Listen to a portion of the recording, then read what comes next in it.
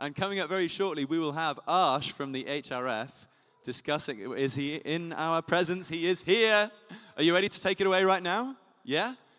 Double thumbs up. Okay, please welcome Arsh Molu from the Human Rights Foundation to talk about Bitcoin and human rights. Is that right? It is. Do you want the lectern or this? I might finish a few minutes earlier. That's fine, man. Okay. Cool. Thank you, everyone, for being here. There's sort of an odd gap in the middle, but thanks for being here. Also, thanks a lot to Herman and KG and the whole crew. This is an amazing event. Shout out to you guys. And Joe for emceeing while being sick. Shout out you. But yeah, so I'm here to talk to you guys about the Human Rights Foundation. We're a nonprofit based in New York, and our whole goal is promoting and protecting human rights globally. And how we do that is through our programs, such as Flash Drives for Freedom, where we, smuggle flash drives from South Korea into North Korea and get information into society. And our, of course, legal team, traditional human rights work at the Human Rights Foundation. We help free political prisoners and prisoners of conscience. And we've worked with a lot of activists globally for the past, 18 years and counting. But the problem that I'm here to talk about today is money.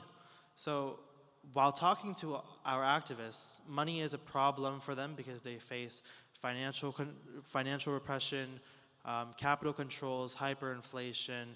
The list goes on for the reasons why their money is just simply broken. And these headlines have been coming out a lot as we've progressed and we've gone through the digital era, etc. But yeah, like I said, we've talked to our community about this. We've talked to a lot of activists about this, and this is typically a problem that not a lot of people touch on in the human rights world. So in 2013, a Ukrainian group reached out to us, and they wanted us to support their protest. But the catch was they didn't have a way of receiving funds from us because their bank accounts were shut off and being censored and watched very carefully. So they said, can you do a Bitcoin fundraiser for us? And this was like 2013. The price was $100. It was still a very weird thing, but we tried it and it worked. So fast forward now over 10 years, a lot of people are using Bitcoin, Tether, a lot of other layer tools to work on Bitcoin and to use Bitcoin more openly. So we decided to get involved, and we now have the Bitcoin Development Fund. So in a little over 3 years, we've supported educational initiatives, privacy initiatives, eCash, Noster, with over $3.7 million and over 120 projects in the past 3.5 years. So we're hoping for this number to cross, $5-6 million this year. The whole open source community and supporting developers is very underfunded. So it is very important for full-time open source developers and educators, open source initiatives to get funding. And I'm proud to say that 20% of that is actually in Africa. So we've supported over $700,000 of work in Africa, and a lot of that is bootstrapping. A lot of initiatives like Sparrow Wallet, the Bitcoin Innovation Hub, Kala, or now Btrust Builders. So we hope this number crosses $1 million this year. Going a step further, we spent the first half of last year talking with activists, talking with educators, Bitcoin developers, and thinking of the challenges the open source space stages right now. And a lot of those challenges focus on eCash, Noster, Bitcoin. So what we did is actually we made a bounty program with right now 10 bounties, 2 Bitcoin each, 20 Bitcoin up for grabs. And we're continuously adding to this list as we work with activists and educators to make more bounties. So this program is open till December 31st, till the end of the year. You can learn more at hrfbounties.org. We've also taken a step further end, we have a financial freedom program now where we do a lot of advocacy. One of the things that we focus highly on is CBDCs. This is obviously a huge threat to civil liberties worldwide. And there's kind of like this gray area here. Like people understand that CBDCs are a risk, but not many people have the trusted sources of knowing the progress. Not a lot of people know that the progress is this far yet. So to our research and the fellows that we've come with and put out this project, 193 governments. Out of those 193 governments, at least 119 are actively engaging with CBDCs. So that's about 62%, 2/3 of all governments right now are actively engaging with CBDCs. So whether they're researching it, they're piloting it, or it's fully deployed, like in Russia, China. So 16 governments have fully deployed them.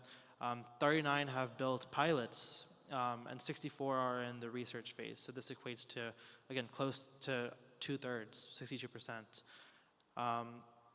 We also hold workshops globally with some great Bitcoin educators like Anita Posh up there. We've made NGO guides to help bigger nonprofit institutions get into the world of Bitcoin.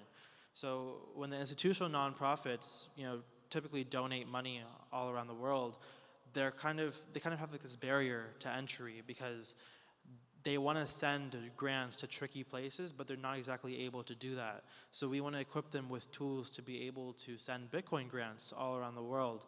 So that's bitcoinforngos.org, I believe. And then we made a faucet, actually. So to onboard new people onto Lightning wallets, you can go to getbitcoin.org. And claim a free voucher for a Lightning wallet, and we'll give you some sats and onboard you. And our Chief Strategy Officer, Alex Gladstein, who some of you may have heard of, he has a couple books highlighting all these factors, and a lot of content on that end.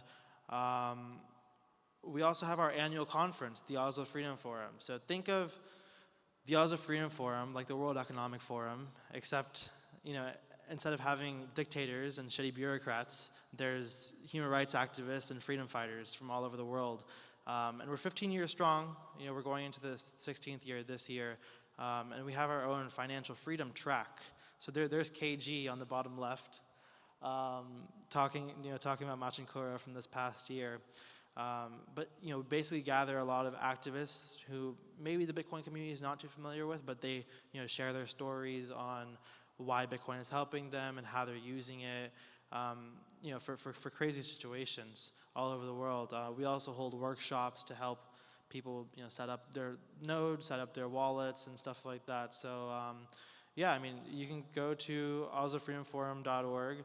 If you know anyone that's interested in a grant from our Bitcoin Development Fund who's working on open source projects, Bitcoin development, education, you can scan the QR code. And you can learn more about the Oslo Freedom Forum on the QR code on the right. Thank you.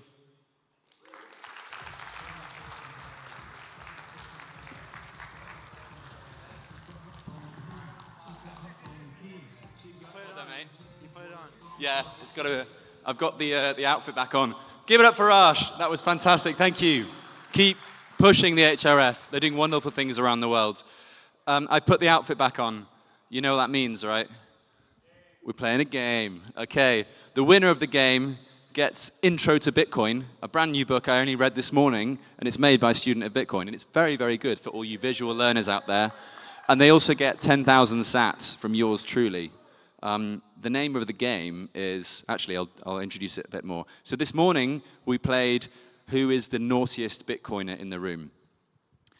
We then established who was the best Bitcoiner in the room. And now we're going to work out who the most fiat person is in the room. You nervous? It's definitely Paco. Okay, I'm going to ask you all to stand on your feet, please. It's exactly the same concept. We're going to slowly get more and more and more fiat. So first up, stay standing if you have a bank account. No one is completely bankless. Interesting. Paco, you don't actually have a bank account, do you? You do? You just got hacked. Okay. Stay stay standing if you have bought something in the past 2 days with fiat. What? Alcohol? Okay, good for you. Stay standing if you have bought some fiat money for some other fiat money. Sorry, you bought some fiat money with fiat money. That is, let me explain. That is to say, you love fiat money so much that you're like, I've got some rand, but I need to go to the US, so I'm going to buy some US dollars. Or, I'm going to Europe, so I'm buying some euros, because you love fiat money so much. Basically, you've done a currency exchange. Cool. Good for you guys. Just stick to one fiat currency. It's enough. Stay standing if you've thought at one point in your life, oh shit, where's my wallet gone with all that fiat money in it? Okay, you're all forgetful. Good to know. Stay standing if you were charged to use your own fiat money because the ATM charged you with a withdrawal fee.